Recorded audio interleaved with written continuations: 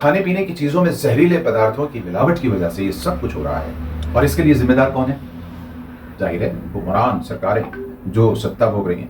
दोस्तों आदाब, मैं आपका मेजबान अली आदिल खान और आप देख रहे हैं टाइम्स ऑफ मीडिया चैनल। आज अंतर्राष्ट्रीय बाल रक्षा दिवस है।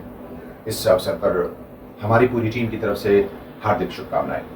अब अंतर्राष्ट्रीय बाल रक्षा दिवस है तो मुबारकबाद तो देनी ही चाहिए, लेकिन सवाल यह है कि क्या सच में इन दिनों को मनाने की कोई अहमियत या प्रासंगिकता है?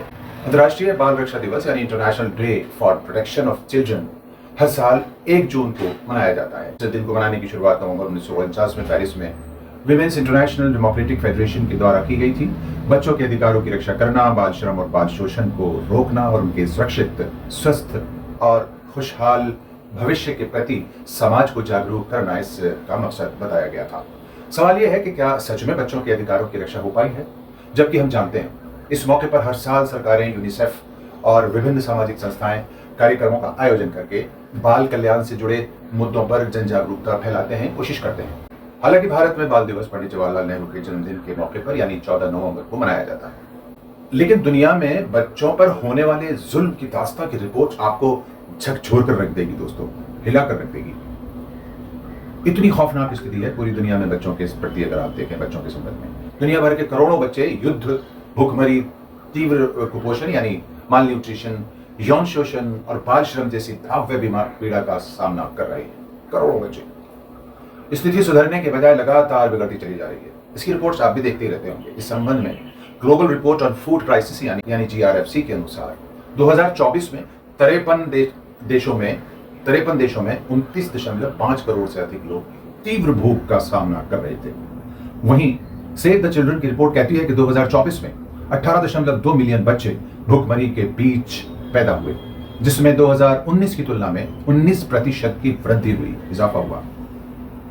रिपोर्ट के अनुसार 2024 में 5 वर्ष से कम आयु के 150.2 मिलियन बच्चे बौनेपन से पीड़ित हुए थे, 42.8 मिलियन बच्चे दुबलेपन और 35.5 मिलियन बच्चे मोटापे की बीमारी के शिकार हुए थे।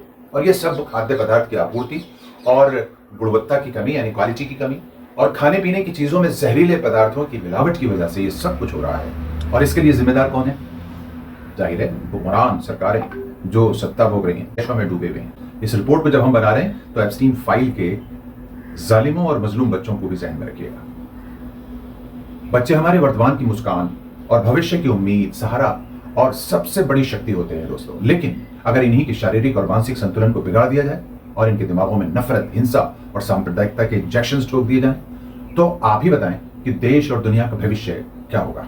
आज जिन बच्चों को राजनीतिक खिलौना और सत्ता का टूल बनाया गया है, जिनको नशे का आदी बनाया गया है जानबूझकर, क्योंकि वो अनपढ़ होंगे, नशे के आदी होंगे, तो जैसे चाहो उनको चलाओ। 50 रुपए के नशे में उनसे जो चाहो करा लो।